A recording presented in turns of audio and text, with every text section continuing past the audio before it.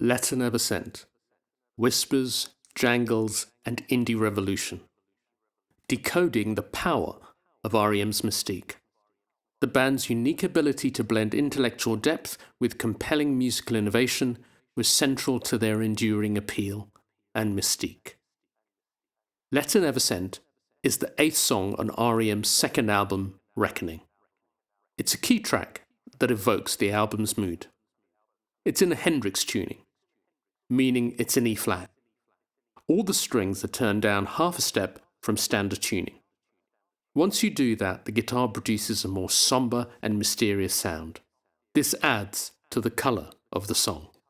For a jangle rock Athens type of guitar sound, which was one of REM's early calling cards, you need 4 qualities: arpeggiation, syncopation, suspension, and droning strings. Letter Never Sent has the lot. Think Pylon's Read a Book or the B-52's Rock Lobster. The lyrics can be interpreted as being about someone who is travelling away from someone they love and who believes when they get back home they will feel far better than they feel right now. But the lyrics don't read like a letter. Michael Stipe expresses these feelings in a more poetic way with lines like "Heaven is yours," "Left my soul at home," and "The thought of the catacombs." In some ways, Letter Never Sent is a typical REM song, with its faint air of melancholy.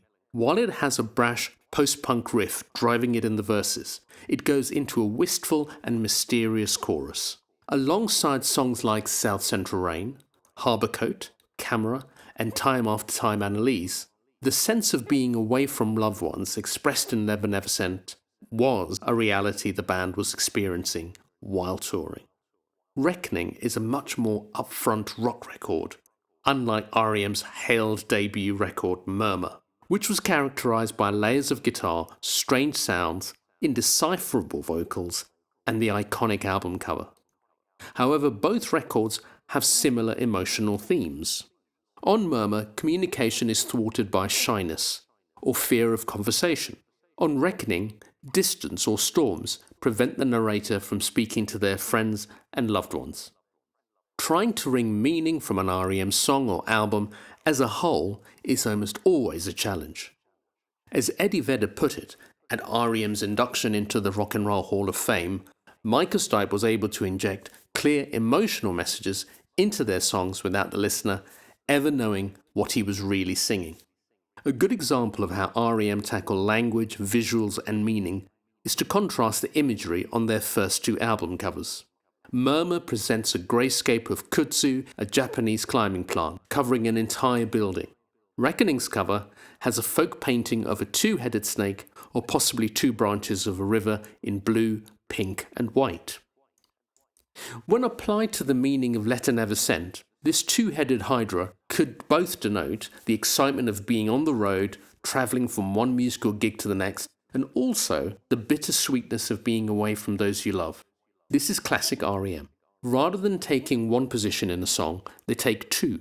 They took a non-linear approach to lyric writing and to the emotions their songs convey, which can also be heard in their multifaceted approach to instrumentation. Peter Buck's guitar channels one feeling. Michael Stipe's vocal adds another layer. Bill Berry, an orchestral drummer, adds a sonic landscape. And finally, Mike Mills, who typically played melodic bass parts, handled counter melodies, reinforcing the tone or mood of the song. This way, as many other classic REM songs, Letter Never Sent doesn't slip into outright melancholy. It doesn't have a 60s folk-style rock sound like The Byrds. It remains a dexterous post-punk song. REM were not musical manipulators, unlike other bands who go all the way to wring all of the emotion out of a song. They weren't trying to provoke, they were trying to tease, elicit something from you, but gently doing it by prodding you and poking you and making you wonder out of curiosity. REM were a curiosity band. Bands like the Rolling Stones have always been far more driving, audacious or provocative in the way they put their songs across. REM always held a little back, and that gave them the detached cool all the great bands had. If you enjoyed the Beatles and their fun personas, you were also aware that they were a gang who had their in-jokes. Everybody else was looking in from the outside. Humor was their cool, their type of detachment. The Stones had a bad boys image that always marked them, not a bunch of everyday guys that you could hang with. REM with their chic second-hand clothes, their folk art album covers, and a subtlety to communicating feelings in their songs brought a very different approach to presenting emotions. This detached cool was central to REM's mystique. If you weren't sure about what they were saying, or how they were making you feel certain emotions, you inevitably discovered you had fallen in love with the music a long time before you tried to decipher some particular aspect of their records.